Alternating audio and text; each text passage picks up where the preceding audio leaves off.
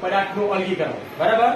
હવે આ અલગીકરણ શા માટે જરૂરી પડે? તો બે આપણને ઉપયોગી ઘટકોને અલગ કરવા માટે અથવા બિનજરૂરી ઘટકોને દૂર કરવા માટે પદાર્થની અલગીકરણની પદ્ધતિ જરૂર પડે છે. પહેલી પદ્ધતિ છે આ તમારી હાથ વડે વીણવું. બરાબર. હવે તમે આ જો સોલ્ડર શું છે અહીંયા? આ શું છે? બોલો. ચોખા. ને એની અંદર શું આવેલું છે? આ કાકરા. તો હાથ વડે વણીને તમે આ કાકરા દૂર કરી શકો છો. કરો. બરાબર. એટલે આ પહેલી પદ્ધતિ છે તમારી હાથ વડે વીણવું. બરાબર. એમાં બે ઘન પદાર્થોના મિશ્રણને આપણે અલગ કરી શકીએ છીએ. બીજી પદ્ધતિ છે અનાજનું છડવું. એટલે કે આપણે તમે જોયો હશે તો ડાંગર છે, ઘઉં છે, એને હાથ વડે જોડીને તમે અનાજના દાણા છૂટા પાડી શકો છો.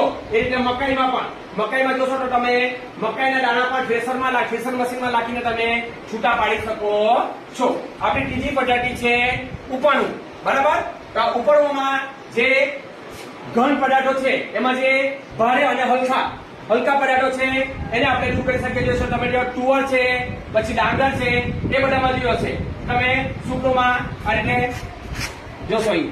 બરાબર. તમારો કચરો અહીંયા આવી જશે અને ભારે દાણા આટલે રહેતા છે. પછી તમે પવન આવતો હોય પવનમાં પણ તમે આ રીતે કરી શકો. કેવી રીતે કરે?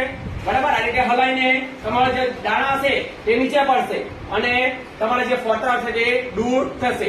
આ રીતે શું કહેવામાં આવે? ઉપાડવું. હવે છેલ્લી ક્રિયા છે તમારી ચોથી ક્રિયા છે શું છે? ચાળવું. ચાળવા માટે શાનો ઉપયોગ થાય? ચાણી. બરાબર. તો તમે જોશો અહીંયા કે આ રીતે અહીંયા ઘઉં છે, તમે લોટ છે, આ બધાને તમે જે જરૂરી ઘટકો છે તે તમે ઉપયોગમાં લઈ શકો ને બિનજરૂરી ઘટકો આ રીતે તમે દૂર કરી શકો છો. ને ચાણી વડે અને રેતીમાં તમે જોશો કે મકાન બાંધે ત્યારે રેતીમાં પણ જે મોટા કાકરા હોય તે ચાણીની મદદથી મોટા કાકરા દૂર થાય અને નાના જે ઝીણી રેતી હોય તે નીચે પડી જાય છે. તેનો આપણે ઉપયોગ કરી શકીએ. એટલે આપણે પદ્ધતિ જોઈ. પહેલું હાથ વડે વીણવું, બીજું છડવું, ત્રીજું ઉપાડવું અને ચોથું ચાણી વડે ચાળવવું.